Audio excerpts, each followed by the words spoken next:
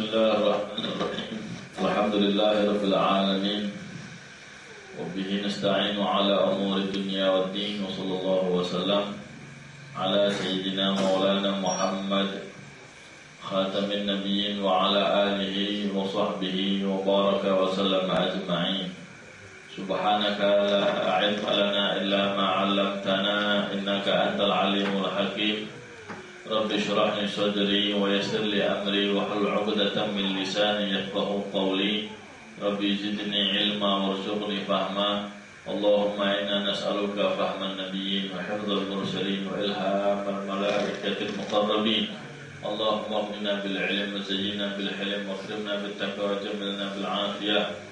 Ya Fatahu ya Alim ya Fatahu ya Alim iftah 'alaina fathan qariba wa iftah 'alaina fathan mubina. Birahmatika ya arhamar rahimin. Alhamdulillah.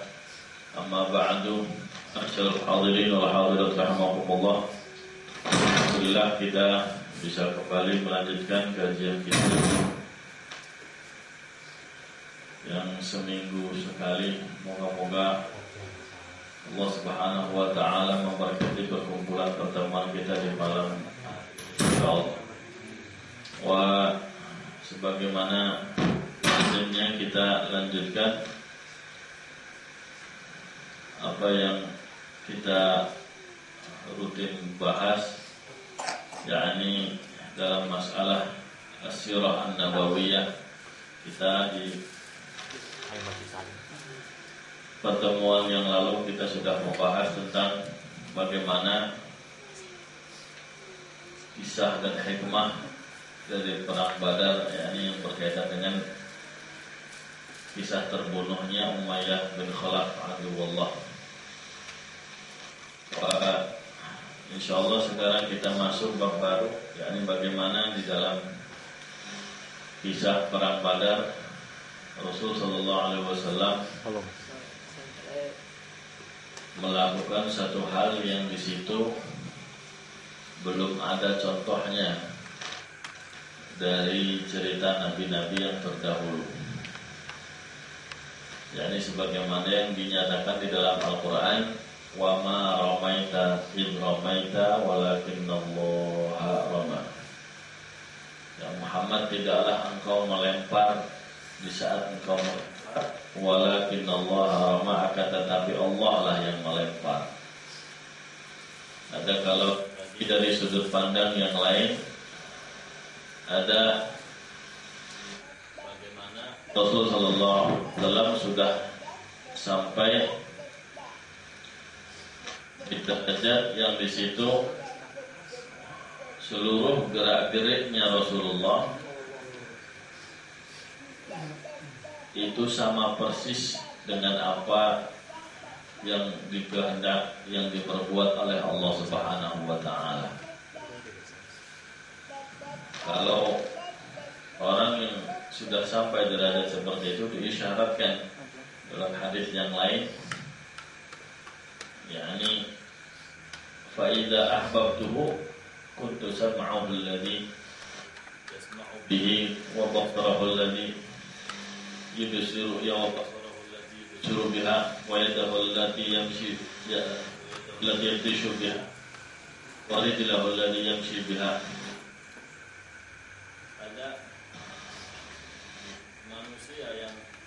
Sudah mencapai kedudukan yang dicintai sama Allah Subhanahu wa taala, segala perbuatan gerak-geriknya pada hakikatnya adalah perbuatannya Allah Subhanahu wa taala. Karena dia sudah dicintai oleh Allah Subhanahu wa taala, sebagaimana Nabi kita Muhammad sallallahu alaihi wasallam sampai dinyatakan lagi itu perbuatan engkau, wa ma ramaita, engkau enggak melempar ya Muhammad. Idromaita, padahal Rasulullah melempar saat perang Badar. Walakinnallaha rama, tetapi Allah Subhanahu wa taala yang melempar.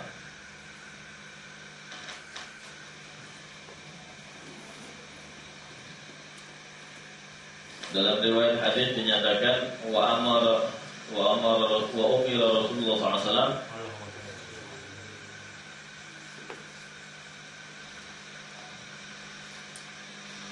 faqadha min kafan farama bil musyrikin. Dalam riwayat Rasulullah diperintah sama malaikat Jibril alaihi salam, akhirnya beliau mengambil kerikil-kerikil kecil satu genggam tangan gitu. Kemudian dilemparkan kepada orang-orang musyrikin. Beliau mengatakan syahatil wujuh Allahumma ar'id qulubahum wa zalzil aqdamahum. Ya Allah, berilah rasa gentar di hati mereka dan goyahkan kakinya. Syahatil wujuh yakni qabuhat, ini musyawwah, ini wajah-wajah yang jelek, wajah-wajah yang sudah gak karu-karuan. Ya Allah, bikin gentar hati mereka.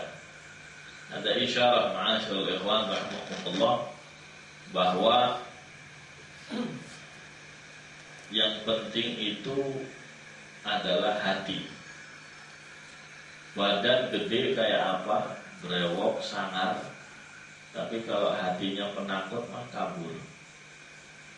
Ya, kadang-kadang kan santri kan gitu ya, mau ke kamar mandi aja ngajak bareng teman, dibangun antri ke kamar mandi. Kita ada kodok lewat aja, apa kaget. Sebab ada golok. Orang yang kayak begitu gak sah jadi wali, jadi orang soleh gak sah, masih penakut. Masih pernah orang sama kode aja takut gitu ya. Gak sah kayak gitu ya. Harus biasakan dua tetap masih kayak gak ada apa-apa. Ada semuanya. Dari mana bisa tenang, bisa tumak nina, nggak ada lagi dari ala bidzikrillahi tatma'innul qulub. Makanya ketika perang, kenapa Allah Ta'ala memerintahkan? Nah, oke, di surah Al-Anfal, Allah Subhanahu Wa Ta'ala ketika di dalam peperangan, apa yang disuruh sama Allah Subhanahu Wa Ta'ala kepada Rasulullah SAW? Ketika ketika bertemu dengan orang-orang kafir, Allah perintahnya pernah kita bahas di awal perang Badar ya? Ayat 45, ya ayyuhalladzina amanu idza laqitum fi'atan fathbutu.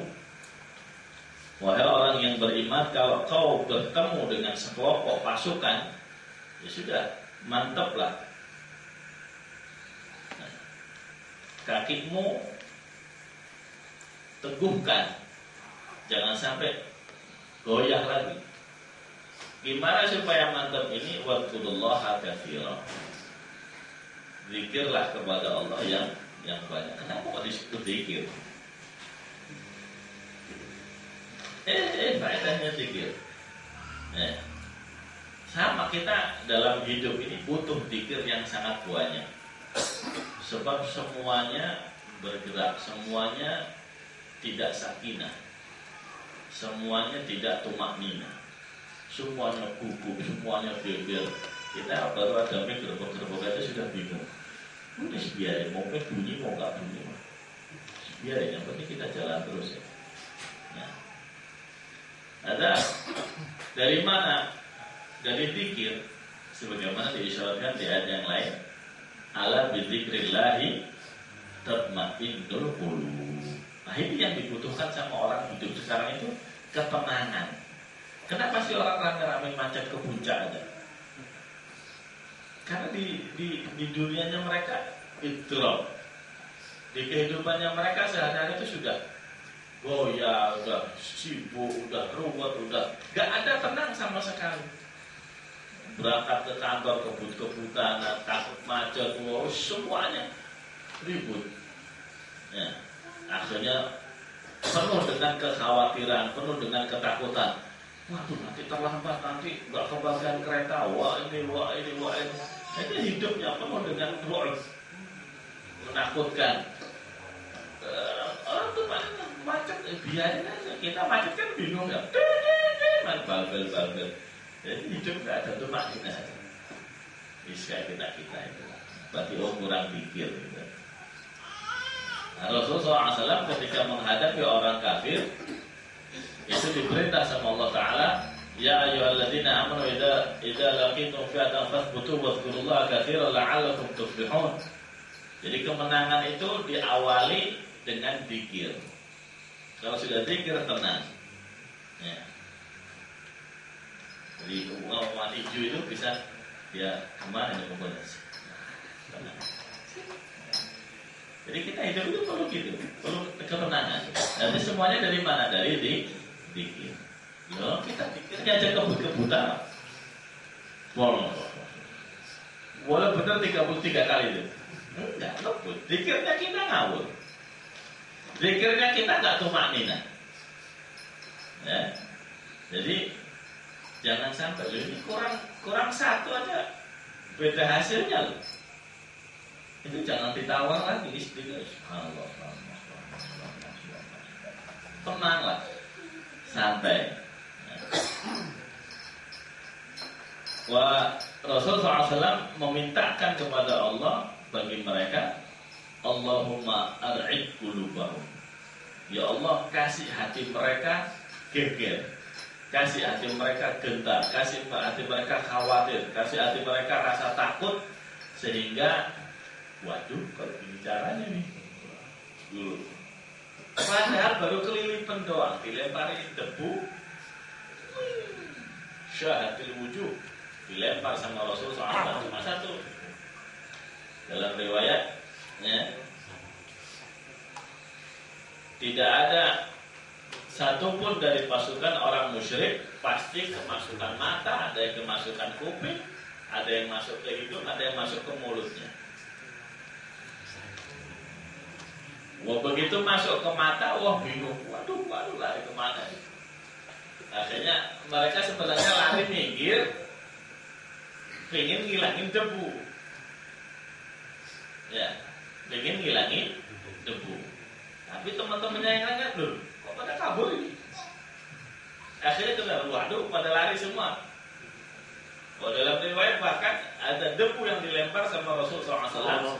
Pada hakikatnya adalah lemparan Allah Subhanahu Wa Taala. Begitu jatuh itu debu dari langit, itu seperti batu jatuh di perisai besi yang kayak apa namanya? Iya, apa tempayan yang dari besi itu, nampan dari besi itu. Bunyinya kayak gitu kok. Saking dahsyatnya pengaruh bingung semua. Pantesan kabur, bahkan nanti hazimah, maka ya harus kalah gitu aja. Melihat teman-temannya kabur, orang musyrikin sebagian ada yang sambil ngucekin matanya kabur, ada yang kena dikit.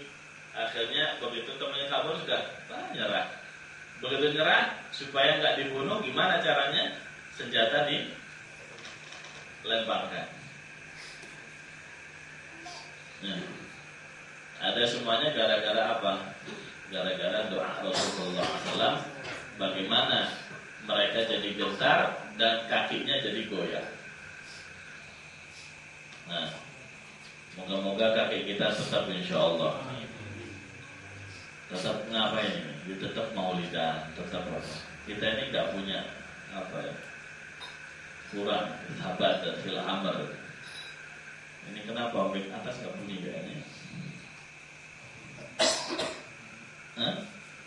Mic atas nggak bunyi. Nggak apa-apa Pak, dikomentarin orang mah biarin aja. Sabar.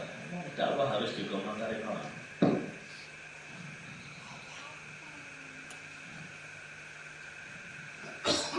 Ada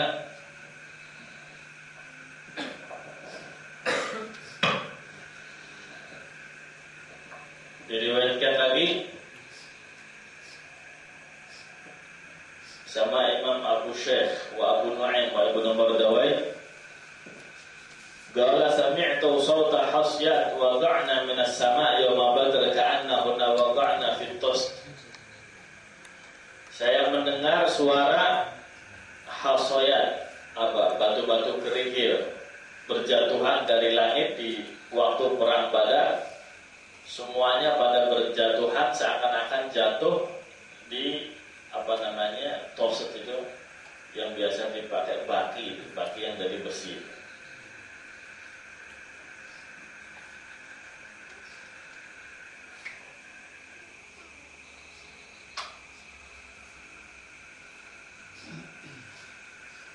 Falamma istaffan nasu akhadahunna Rasulullah SAW farama bihinna wujuhal musyrikin fanhazamu. Begitu manusia sudah berbaris bertemu, Rasulullah SAW mengambil debu dilemparkan ke wajah orang-orang musyrik, akhirnya mereka jadi kalah. Ada senjatanya umat Islam apa? Doa dulu Bismillahirrahmanirrahim. Ada senjata. Pokok sekarang kita diajari dengan tembak, senjata-senjata yang canggih sudah ada, gak canggih sama sekali. Ya, senjata itu cuma mengenai ke badan, tapi kalau ini sampai kena ke hati. Kalau nggak pernah ngelihat ya di tayangan televisi, di film, ayo tembak dia tetap aja. Begitu ditembak tetap, yang takut siapa? Menembak takut itu. Nah, wahakala ada tembaknya orang-orang paling kena ke badan. Kalau hati kita tetap sabar, ada kita yang menang.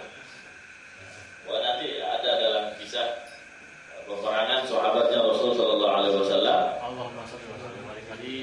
Di situ ketika ditusuk dari belakang sama orang kafir, sabar beliau. Fustu wa rabbil Ka'bah, saya menang. Malah menang. Dia menang. Mati dia menang. Artinya beliau tidak sampai keluar dari Islam, tidak sampai tidak melaksanakan amanah dari Rasulullah. Ada ya, makna kemenangan yang hakiki, kita kembali kepada Allah dalam keadaan memegang iman dan Islam.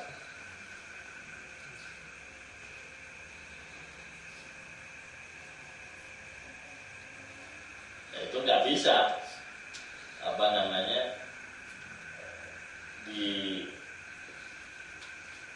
dikalahkan dengan senjata-senjata yang sekarang.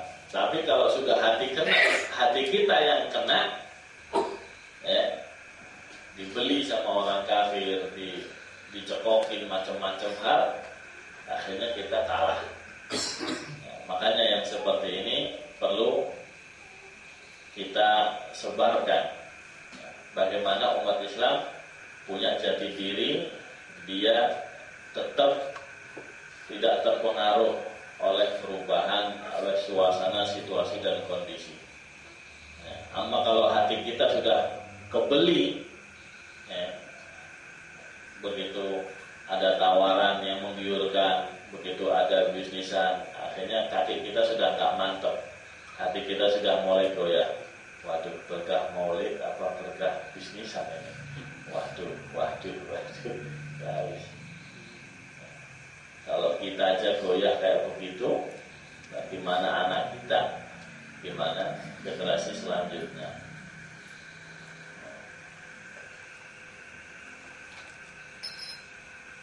Rasulullah SAW dalam riwayat Imam Bayhaqi, beliau mengatakan, ya Rabb, intuhlik hadhil usabah falan tu'bada fil ardi abada. Ya Allah, kalau engkau kalahkan kelompok yang kecil ini, engkau enggak bakal disembah lagi di muka bumi selama-lamanya. Nah, akhirnya setelah beliau berkata sungguh-sungguh seperti itu, malaikat Jibril baru memerintahkan untuk mengambil debu tadi.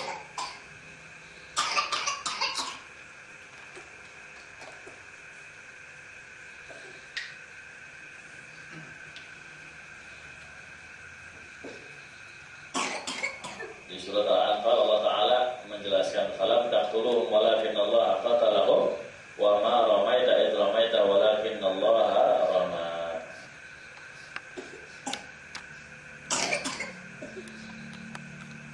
Jadi tidak ada satupun orang musyrik itu luput dari debu, dari kerikil yang dilempar sama Rasul Sallallahu Alaihi Wasallam. Itu mukjizat ya, bukan guyon ya, mukjizat ya. Orang bisa masuk ke matanya semua. Kalau kita yang ngelempar ya nggak bisa nyampe. Itu 900 orang kemasukan semua loh, bayangin. Nah, mukjizatnya Nabi siapa ya kayak gitu? Nggak ada. Nabi Musa cuma ngelempar tongkat doang, jadi ular, jadi satu. Itu aja orang tukang sihir langsung tunduk. Tukang sihir itu tunduknya sebenarnya bukan karena ngelempar tongkatnya jadi ularnya, itu bukan. Karena tunduknya itu ularnya Nabi Musa itu bisa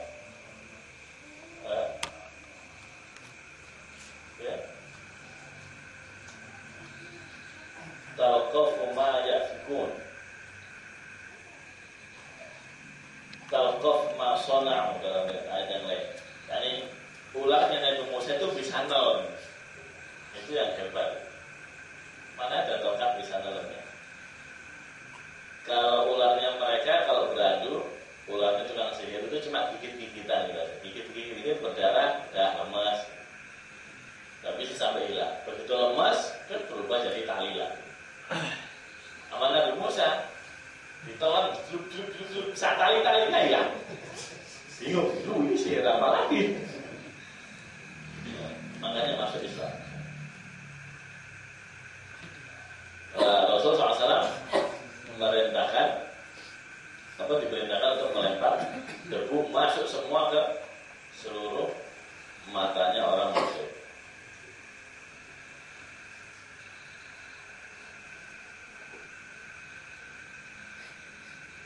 Akhirnya sebagian orang musyrikin yang sudah lari menyelamatkan diri selamat. Ada di antaranya yang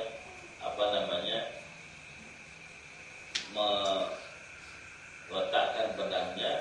Saat itu Rasulullah SAW ada di Arish, di gubuknya beliau yang dibangunkan sekarang menjadi Masjid Arish di Badar itu. Beliau pusat komandonya di situ, dijaga sama Sayyidina Abu Bakar, Sayyidina Sa'ad bin Mu'ad. Sewaktu melihat orang-orang Muslim bertemu dengan orang musyrikin yang menaruh senjatanya, akhirnya ditawan. Sayyidina Sa'ad gak terima. Kok ditawan sih? Ditanya sama sebelum itu Rasulullah SAW sudah memandu. Man qatala qatilin fahuwa lahu. Barang siapa yang membunuh korban, maka yang dibunuh itu semuanya milik yang membunuh. Nanti maksudnya, jadi rampasan perangnya. Misalnya ada satu orang membunuh si A kebetulan membawa barang-barang berharga banyak, misalnya giginya emas, hidungnya emas misalnya. Itu semuanya boleh dicopotin semua, apa-apa. Baju besinya, pedangnya, apa semua jadi milik yang membunuh tadi. Nah, sebagaimana kita tahu dalam sejarah, ada tahun kedua dan perang pertama. Saat itu umat Islam 80 orang masih dalam keadaan krismon, ya, belum punya rumah sendiri-sendiri, masih kumpul di masjid bareng-bareng 80 orang perundungan, ya, tinggal di Masjid Nabawi, makan, minum, tidur di situ sudah ngumpul sudah. Ya. Setiap hari dikasih kurma, gak ada ganti-ganti. Kalau kita kan menunya ganti-ganti.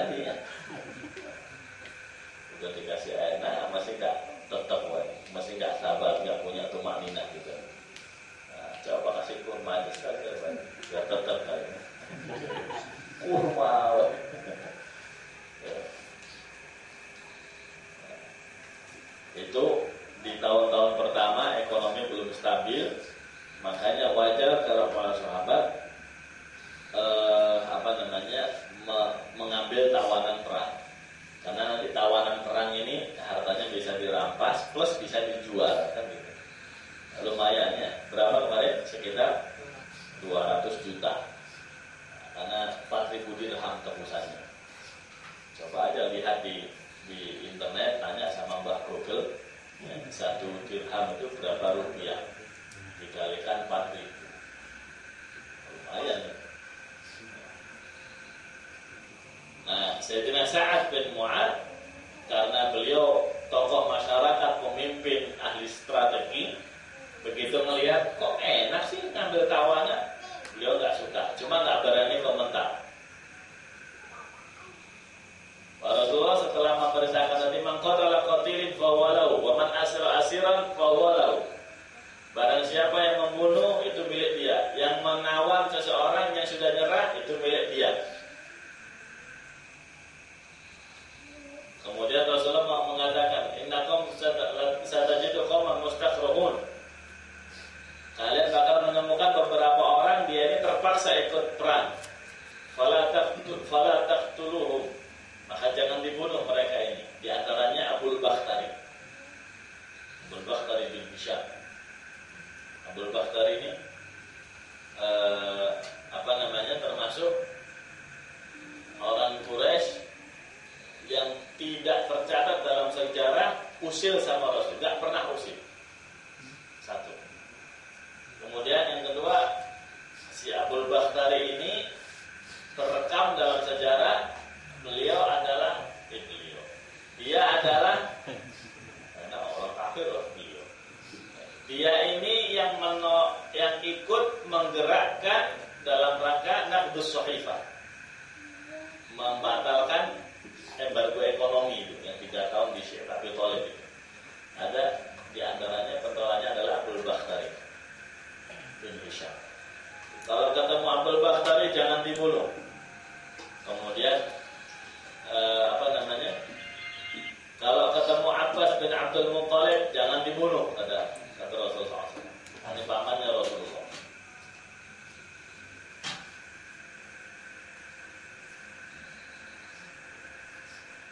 Nah, begitu mendengar perintahnya Rasulullah SAW bahwa Abul Bakhtari jangan dibunuh, ya. Kemudian Abbas jangan dibunuh, sebagian orang musyrikin, sebagian umat Islam, ini Abu Hudzaifah radhiyallahu taala anhu, komentar terhadap keputusannya Rasulullah SAW. Apa kata beliau? Beliau apa kata radhiyallahu anhu? Ayuqtalu aba'una wa abna'una wa ikhwanuna wa 'ashiratuna wa yutrakul Abbas? Ay li'annahu taqaddama anna abahu Utbah wa 'ammuhu Syaibah wa akhahu al-Walid awwal man qutila min al-kuffar. Bisa dijelaskan, Abu Hudzaifah ini anaknya Utbah. Siapa Utbah? Utbah bin Rabi'ah. Utbah bin Rabi'ah ini kemarin yang pertama kali nantang mubarozah. Masih ingat ya? Utbah, siapa lagi? Utbah wa Syaibah sama Walid. Walid bin Utbah bin Syaibah. Tiga-tiganya ini kerabatnya Sayyidina Abu Hudzaifah.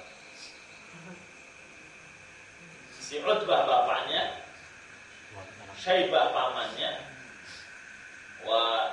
berarti Walid saudara. Makanya protes.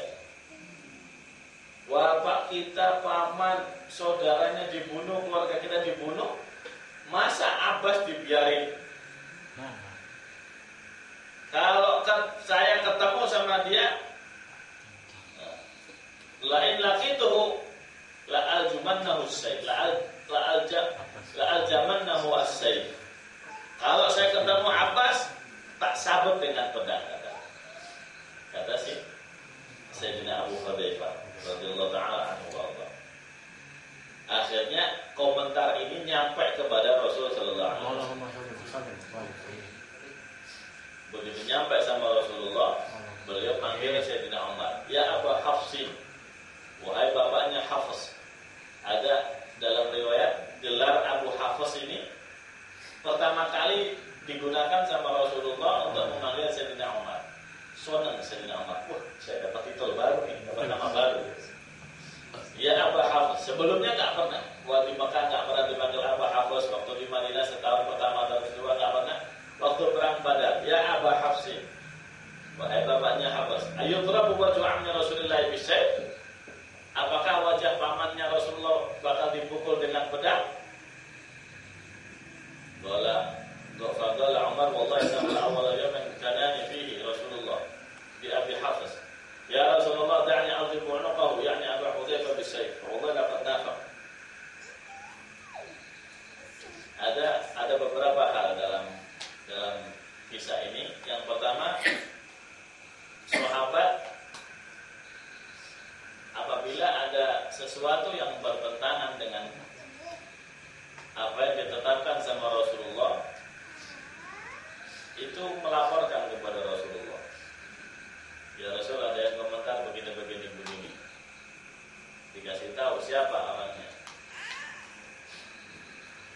Wah, begitu ngobrol